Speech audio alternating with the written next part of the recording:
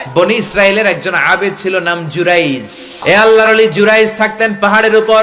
পাহাড়ের উপরে তাহাজ্জুদের নামাজ পড়ছেন। ইন দা মিন টাইম ওনার মা ওনাকে ডেকেছে, ইয়া জুরাইজ আশরিবনি ময়া, পানি খাওয়া।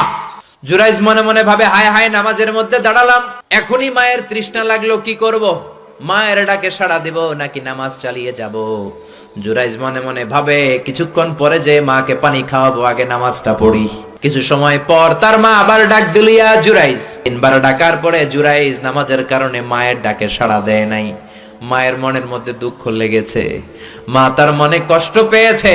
মুহূর্তের মধ্যে মা 2টা হাত তুলে আল্লাহর কাছে বদদুয়া দিয়েছে, বেশ্যা নারীর ফিতনায় না ফেলে জুরাইজকে মরণ দিও না।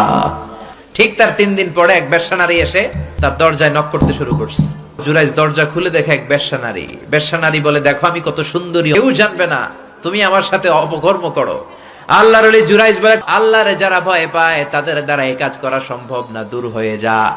আল্লাহর ওলি জুরাইজের সাথে সুবিধা করতে না পেরে বেশ্যা পাহাড় থেকে নেমে যায়। নেমে দেখে পাহাড়ের নিচে রাখাল শোয়া। রাখাল ঘুম থেকে উঠিয়ে বেশ্যা বলে, আমি কত সুন্দরী দেখো। রাখাল মনে মনে কয়, পাইছি তোরে। রাখাল আর বেশ্যা মিলে অপকর্ম করে জিনায় লিপ্ত হয়ে যায়। 3 মাস যাওয়ার পর বেশ্যা নারীর পেটটারে উঁচা করে দিছে কে?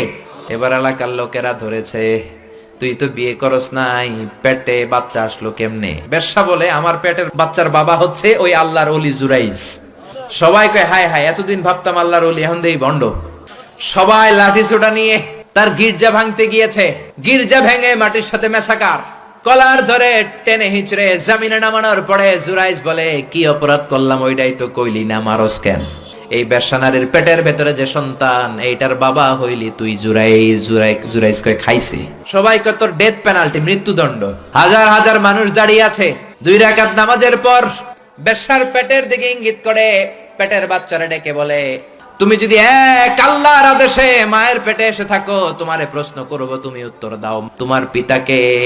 হাজার হাজার মানুষকে তাজ্জব করে বেশ্যার পেটের ভেতর থেকে মানুষের মতো আওয়াজ আসতে শুরু করলো। পেটের ভেতর থেকে ছোট্ট বাচ্চা বলে, আনতাল আস্তাবি, আপনি আমার বাবা নন। ওই যে সিপাহি দাঁড়ায় আছে, আর রাই হুয়া আবি, ওই রাখাল হলো আমার বাবা। আল্লাহু আকবার।